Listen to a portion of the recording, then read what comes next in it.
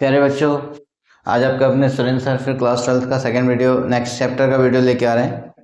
और इससे पहले मैंने chapter number 1 electric field and electric charge वाला chapter, second electric potential and capacitance, third electric current, इसकी पूरी की पूरी वीडियोस अपलोड कर चुका हूँ।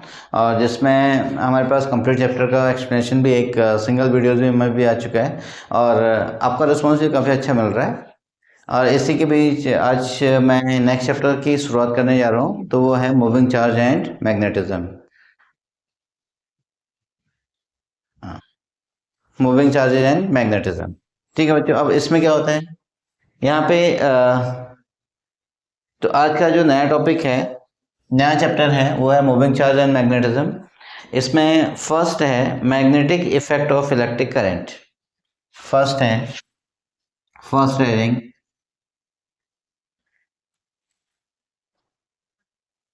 Magnetic effect of current. Magnetic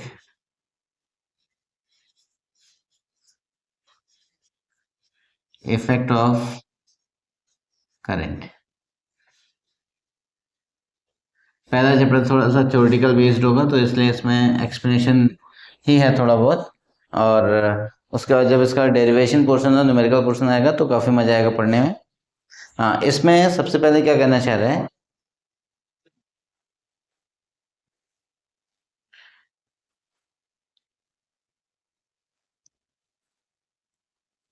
suppose that ये एक आपका एक मेटेलिक कंडक्टर है। ये एक मेटेलिक कंडक्टर है, ये एक मेटेलिक कंडक्टर है ये। और इस मेटेलिक कंडक्टर में कोई चार्ज मूव कर रहा है, कोई चार्ज मूव कर रहा है या करंट जा रही है। इसमें क्या हो रही है, करंट जा रही है। अब इसमें इलेक्ट्रॉन इस साइड को मूव कर रहे हैं। यहाँ पर इलेक्ट्रॉन जो थे, इलेक्ट्रॉनों की डायरेक्शन है आपके पास इधर को, ये काम नहीं कर रहे हैं। इलेक्ट्रॉनों की डायरेक्शन आपका इधर फ्लो कर रहा है, इलेक्ट्रॉन इधर, और बच्चों करंट इधर की तरफ जाएगी। मैं पहले इसका पिक्चोरियल बना रहा हूँ, उसके बाद फिर इसका मीनिंग समझाऊंगा, ठीक है। अब जाहिर सी बात है, करंट की डायरेक्शन आपकी इधर से इधर की तरफ होगी। करंट की डायरेक्शन आपकी इस डायरेक्शन में जाएगी, ये ऐसे। तो यहाँ पे हो गया करंट। अब magnetic effect of current, current की टॉपिक से क्लियर हो रहा है। करंट इसके चारों तरफ एक मैग्नेटिक फील्ड को प्रोड्यूस कराएगा, ठीक है। अब उसमें कह रहे हैं अ magnetic field, a magnetic field associated, a magnetic field associated with an electric current, with an electric current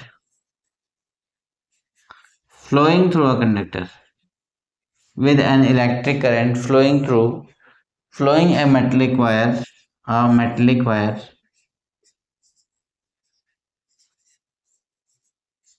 फिर से होता है, a magnetic field associated with an electric current flowing through, flowing in a magnetic wire is called magnetic effect of electric current, ठीक है। अब यहाँ पे क्या कहना चाह रहे हैं, तो इसकी जो मेन कंडीशन है कि भैया करंट की डायरेक्शन तो इधर की तरफ है, करंट की डायरेक्शन इधर की तरफ है, ठीक है। अब यहाँ से फील्ड, यहाँ से आपके पास इनवर्ड जाएगा, यहाँ पे फील्ड आपका इनवर्ड जाएगा और ऐसे, और यहाँ से बाहर निकलेगा, ये ऐसा बोल रहा है। तो इसके चारों तरफ एक मैग्नेटिक फील्ड जनरेट होगा और उस मैग्नेटिक फील्ड की डायरेक्शन इधर, और यहाँ से इधर, और यहाँ से वापस लौट करके इधर की तरफ ऐसे आएगा, ठीक हो गया। इसका अंदर मैं ये कह सकता हूँ कि इसके नीचे साइड में यहाँ पर जो करंट है, यहाँ पे जो फील्ड है, वो आपकी जो फील्ड है वो आपकी इनवर्ड होगी, फील्ड इनवर्ड होगी, और यहाँ से फील्ड आउटवर्ड होगी। फील्ड क्या है, आउटवर्ड है। एक साइड में फील्ड इनवर्ड है, एक साइड में फील्ड आउटवर्ड है। एक कैसे होगा अभी बताऊंगा इसको। तो अब उसके बाद ये कंडीशन कह रहे हैं। अब नेक्स्ट पॉइंट है इसका, जो स्टेशनरी इलेक्ट्रॉन होगा, स्टेशनरी चार्ज होगा, स्टेशनरी चार्ज, स्टेशनरी चार्ज होगा तो इसका मतलब चार्ज एट रेस्ट, इसका मतलब क्या, charge at rest, charge at rest.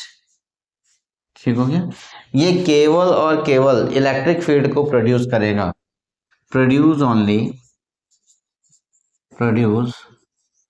Only on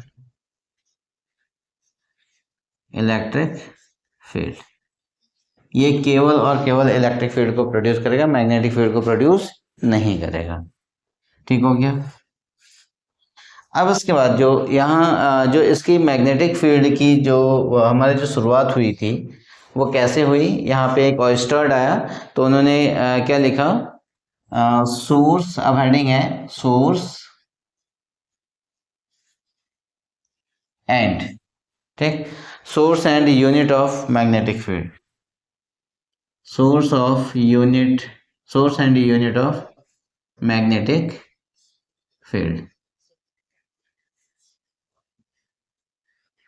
source and unit of magnetic field. ठीक है, नेक्स्ट हेडिंग है, ये भी काफी अच्छा था। एक हमारे पास डेनिस फिजिसिस्ट थे, कहाँ से, डेनमार्क के, तो ये इसका नाम था,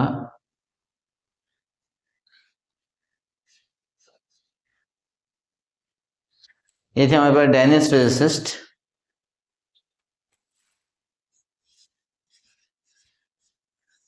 डेनिस फिजिसिस्ट। ठीक है, डेनिस फिजिसिस्ट का नाम क्या था, हंस क्रिश्चियन ऑयस्टर्ड, इनका नाम था हंस, HANS, हंस। फिर था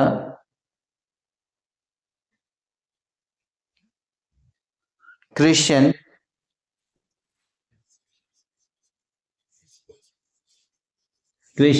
ऑयस्टर्ड, हैंस क्रिश्चियन ऑयस्टर्ड, OERSTED,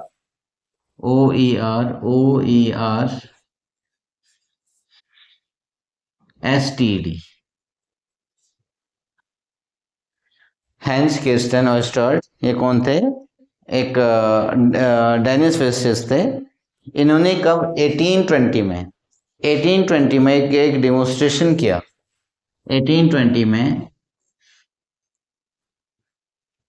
कब मैंने कल, कब, 1820 में एक डेमोन्स्ट्रेशन किया,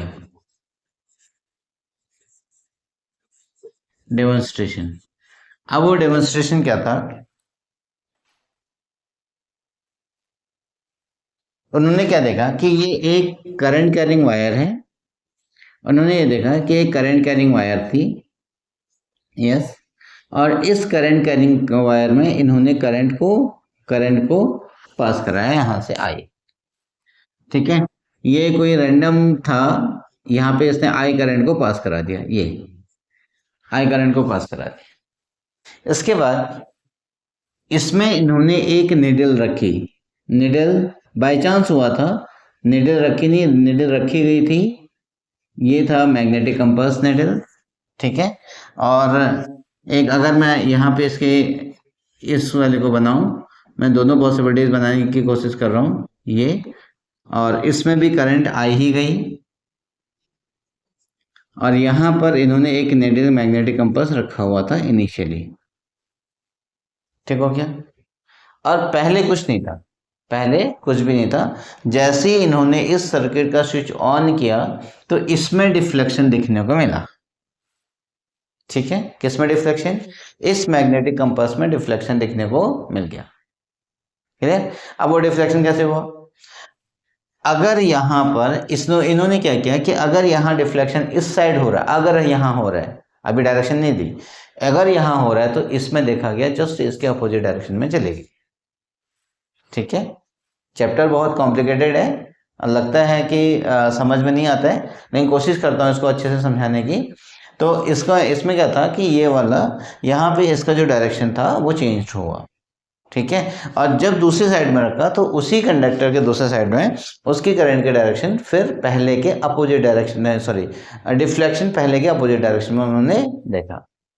तो अब बात यह है कि जैसे ही इन्होंने करंट इसमें पास कराई तो इसमें डिफ्लेक्शन आपको इस साइड को दिख गया, ये कहाँ, इस साइड को दिख गया, ये डिफ्लेक्शन। और अगर मैं इसकी बात करूं तो इसमें डिफ्लेक्शन इसको इस साइड को दिखा,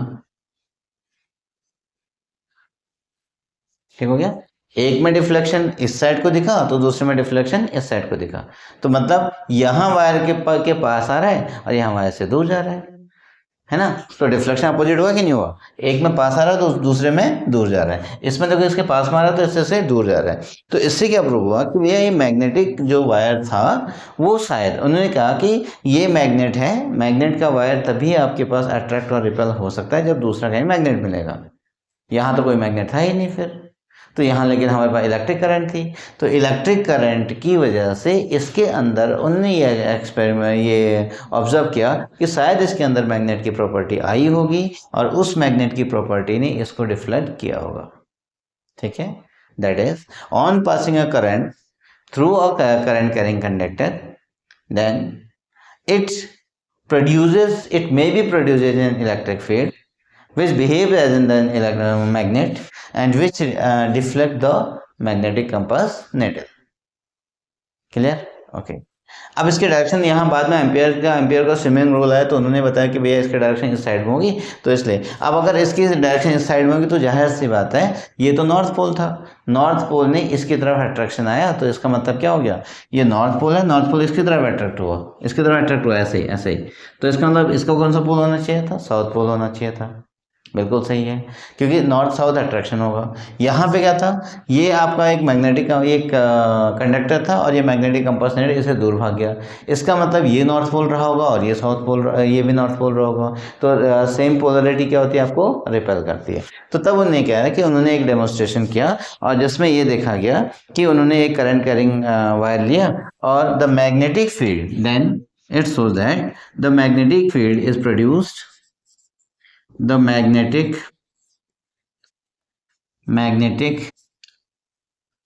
field is, अब देखो अब उन्होंने क्या कहा, the magnetic field is caused by current,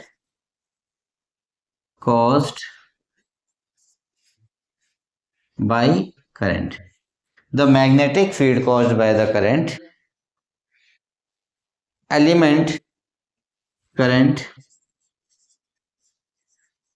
element और मूविंग चार्जेस ये कंडीशन करेगी, ठीक है।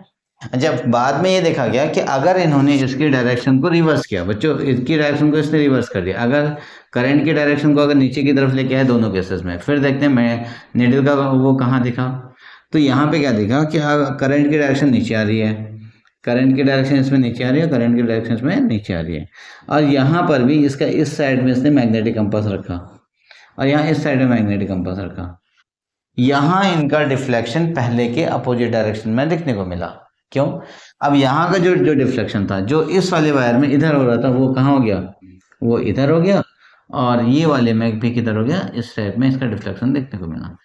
मतलब अब इसने करंट की पोलरिटी को भी चेंज कर दिया, ठीक है। मतलब अगर करंट डाउनवर्ड जा रहा है तो जो नॉर्थ पोल था वो साउथ पोल भी बन जा रहा है, जो साउथ पोल था वो नॉर्थ पोल बन जा रहा है, ठीक है। ये अलग अलग आपके पास कंडीशंस आई। अब इसके बाद आते हैं इसके यूनिट, जो यूनिट है इसकी, अगर मैं इसकी बात करूं यूनिट की,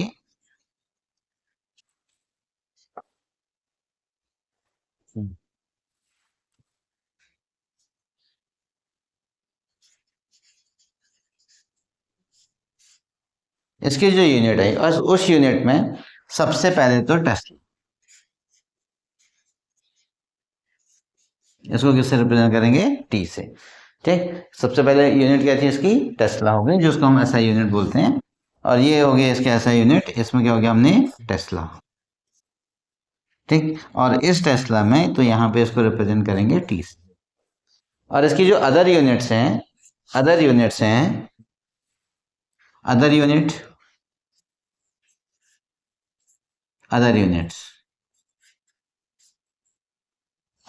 आपका क्या क्या बना, एक तो वेबर पर मीटर,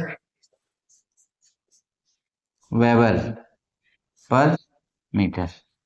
ठीक है ना, क्या बन गया, वेबर पर मीटर स्क्वायर, यानी WEB web per metre square, इसको बोलते हैं weber, weber per metre square. ठीक है, और दूसरा इसका CGS यूनिट भी होगा, और या फिर इसको ऐसे भी कहा गया कि न्यूटन मीटर पर एम्पियर, न्यूटन मीटर पर एम्पियर। ठीक है, सॉरी न्यूटन पर एम्पियर मीटर, सॉरी न्यूटन पर एम्पियर मीटर, ये इसके अदर यूनिट्स हो गई। और इसकी जो CGS यूनिट थी वो थी गॉस, जो CGS यूनिट थी वो कितनी थी, गॉस, CGS यूनिट। बच्चों CGS यूनिट क्या होगी, ये बचे आपके पास गॉस, GAUSS, GAUSS। ठीक है, ये क्या हो गया आपके पास, गॉस। और ये होप दैट नीचे छुप जा रहा है मेरे ख्याल से, हाँ, तो गॉस आप इसको समझ लेना। तो इसको हम रिप्रेजेंट करते हैं G से, इसको कैसे रिप्रेजेंट करते हैं, G से।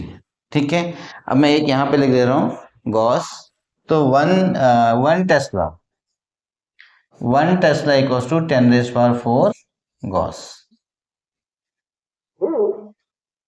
क्या था, 1 टेस्ला इक्वल्स टू 10⁴ गॉस, ये इसकी यूनिट हो गई आपके पास। ठीक है, अदरवाइज जो आपके जो इसकी जो SI यूनिट थी वो थी टेस्ला, और ये अदर यूनिट्स आपकी ये भी हो सकती हैं, और ये भी हो सकती हैं, और ये भी हो सकती हैं। ये आपकी कौन सी यूनिट हो गई, CGS यूनिट। होप दैट ये कॉन्सेप्ट आपको समझ में आ रहा होगा। हाँ, वीडियो को लाइक शेयर एंड सब्सक्राइब करना जरूर मत भूलें, और आपका सपोर्ट बहुत ज़रूरी है, और जिसकी वजह से वीडियो की फ्रीक्वेंसी कंटिन्यूसली बढ़ती चली जाएगी। हाँ, तब तक आप वीडियो को वीडियो को पॉज करके उसको कॉपी करें। हम बच्चों इस वाले चैप्टर में जो सबसे बड़ा जो मेन इश्यू होता है वो है हमारे पास डायरेक्शन ऑफ मैग्नेटिक फील्ड, कब कौन सा रूल लगाना है, इतने सारे रूल हैं, तो इसलिए इसमें भी ये भी कहा गया है कि this is the magnetism in finger tips, पूरी अंगुली के टिप्स पर ही पूरे मैग्नेटिज्म टिका हुआ है, ऐसा कहा जाता है। ठीक है, और ये ऐसा है भी। तो इसमें जो सबसे बड़ा कंफ्यूजिंग पॉइंट है वो होता है हमारे पास किसको लेकर के, डायरेक्शन को लेकर के, किसकी डायरेक्शन, कब कौन सी डायरेक्शन लगानी है, हम बहुत बड़े कंफ्यूजन में होते हैं। आज तो मैं लॉ तो नहीं बता पाऊंगा सारे, लॉ के लिए मैं नेक्स्ट वीडियो बनाऊंगा, और उसके बाद फिर उसको स्टार्ट करेंगे। आज मैं आपको नॉर्मली ये बता दूंगा कि कब कौन सा रूल लगाना है, कब कौन सा रूल लगाना है, क्योंकि वीडियो की लेंथ काफ़ी बड़ी हो जाएगी, तब मैं आपको सिर्फ इतना बता रहा हूँ। तो पहली कंडीशन है आपके पास में, सबसे पहली condition,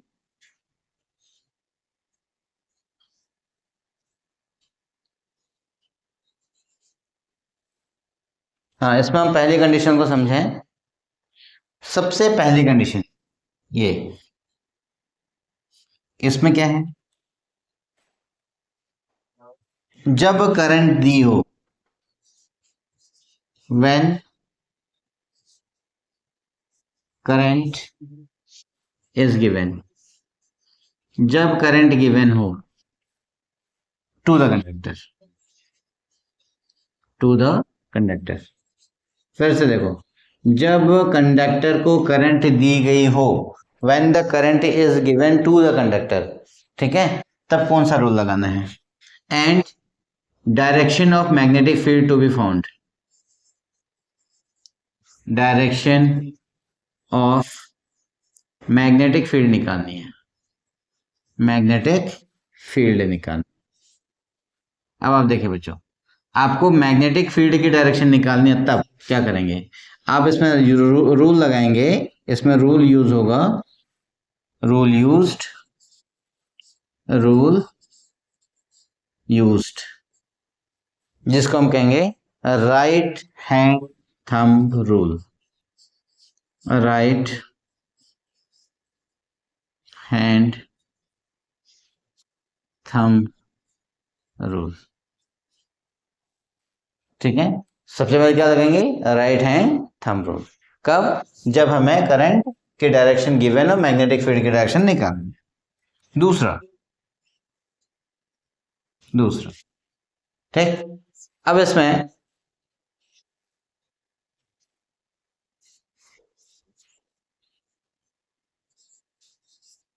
when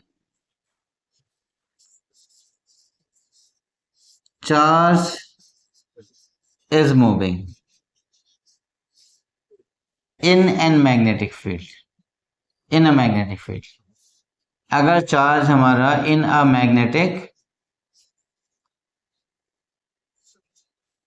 field, if charge is moving in a magnetic field, जब कोई चार्ज किसी मैग्नेटिक फील्ड में मूव कर रहा है, ठीक है, और हमें डायरेक्शन निकालनी है, direction of force, force experience by,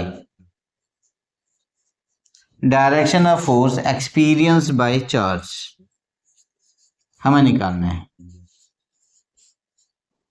ठीक है। तो रूल यूज्ड, रूल यूज्ड, बच्चों कौन सा रूल यूज करेंगे, इसमें करेंगे हम राइट हैंड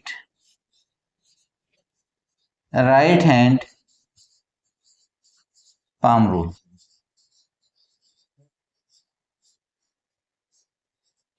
तब कौन सा यूज करेंगे, राइट हैंड पाम रूल। ये रूल क्या होते हैं मैं सारे एक्सप्लेन करूंगा कल आपको नेक्स्ट वीडियो में, या अगर पॉसिबल होगा तो इसी वीडियो में एक्सप्लेन कर दूंगा, और फिलहाल आप इसको समझे कब कौन सा रूल लगाना है, ठीक है। और हाँ, जब लिखेंगे तो वहां पे लिखने में कुछ और है, प्रैक्टिकल की कंडीशन में कुछ और है, तो इसलिए यहाँ पे ये चीज आपको बहुत बड़ा कंफ्यूजन होता है। और नंबर थर्ड आपके पास सेकंड में आ जाता है, हम लोग थर्ड पॉइंट में पहुंचते हैं।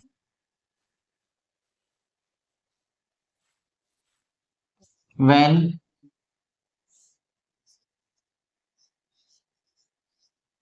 current is given to the coil, to the coil, when current is given to the coil, जब coil को करंट दी जाती है, ठीक है, और placed in a magnetic field, placed in an magnetic field, जब उसको मैग्नेटिक फील्ड में रखा गया हो और करंट दी गई हो, ठीक है। अब यहां पे करंट दी गई हो, the current is given to the coil and place in magnetic field, then the direction of force निकालना है, डायरेक्शन ऑफ, बच्चों आपको क्या निकालना है, डायरेक्शन ऑफ फोर्स निकालना है। अगर डायरेक्शन ऑफ फोर्स निकालना तो हम कौन सा रूल लगाएंगे, है ना। तो अब यहां पे देखो, इसमें हम लगाएंगे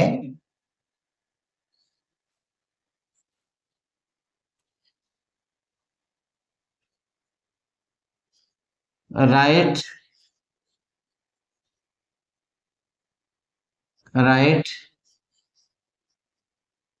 हैंड रूल, इसमें लगाएंगे राइट हैंड रूल, कभी कभी उसको फ्लेमिंग्स का राइट हैंड रूल भी कहते हैं, ठीक है। इसमें हम कौन सा लगा देंगे बच्चों, इसमें लगा देंगे राइट हैंड रूल, कौन सा, फ्लेमिंग का राइट हैंड रूल, ठीक है, फ्लेमिंग्स का राइट हैंड रूल। अब वो क्या होता है वो फिर मैं बताऊंगा, मैंने ऑलरेडी मैं कह ही रहा हूँ कि मैं उसको फिर से एक्सप्लेन करूंगा, जितने लॉ लगने हैं पहले मैं आपको उसको बता दूंगा। फोर्थ है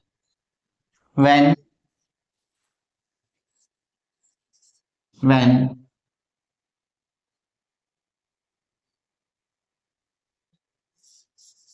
force is applied,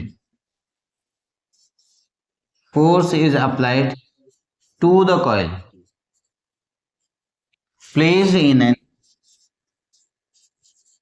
placed in a magnetic field, placed in a magnetic, placed in a magnetic field, जब फोर्स को अप्लाइड किया गया है किसी कॉइल में और उसको हमने ऑलरेडी मैग्नेटिक फील्ड में रखा हुआ है, तो कौन सा फोर्स अप्लाइड होगा। देन अब हमें क्या निकालना है, डायरेक्शन ऑफ फोर्स निकालना। बच्चों क्या निकालना है, डायरेक्शन ऑफ फोर्स निकालना है। अगर हमने डायरेक्शन ऑफ फोर्स निकाली तो फिर हम कौन सा लगाएंगे,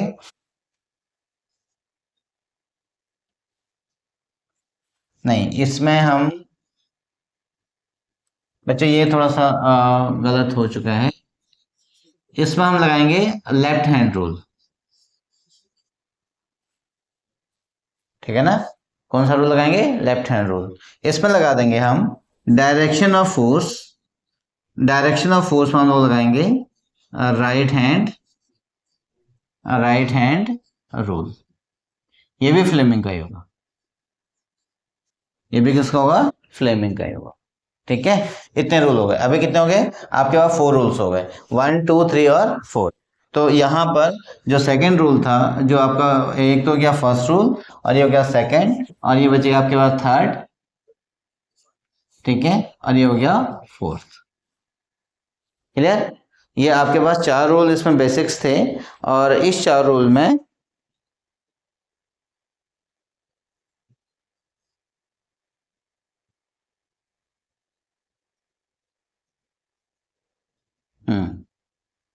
ठीक है, यहाँ पे आपके पास 4 रूल्स थे, और इन 4 रूलों के अकॉर्डिंग हमने इसको डिसाइड किया है। ठीक, अब इसका मतलब ये कहाँ लगेगा? व्हेन फोर्स इज अप्लाइड, ये लगेगा आपके पास जनरेटर में। ये बच्चों किस में होगा? ये होगा आपके पास जनरेटर के लिए, that is in generator current produce की जाती है। यह है आपके पास इन मोटर। ठीक है ना, एक इसमें लग गया, मोटर में लग गया, एक आपका मोटर में लगा, और एक आपका किस में लग गया? जनरेटर में। बच्चों ये आपके पास यहाँ इतने बेसिक रूल्स थे, इसमें 4 रूल, कौन सा कब लगना है, और ये होप दैट ये आपके सारी चीज़ें समझ में आ रही होंगी और कॉन्सेप्ट क्लियर हो रहा होगा। और बाकी नेक्स्ट वीडियो में एक वीडियो उसके अब इंडिविजुअल रूल पे बनेगी, और फिर उसके बाद मैं जाऊंगा आपको बायो साइबर्ट लॉ, और उसके बाद फिर मैं मैग्नेटिज्म का जो मेन चैप्टर उसको स्टार्ट करूंगा। हाँ, तब तक आप वीडियो को सपोर्ट करते रहें, और लाइक शेयर एंड सब्सक्राइब भी जरूर करते रहें, और इसी के साथ मिलते हैं नेक्स्ट वीडियो के साथ में। Okay, bye bye.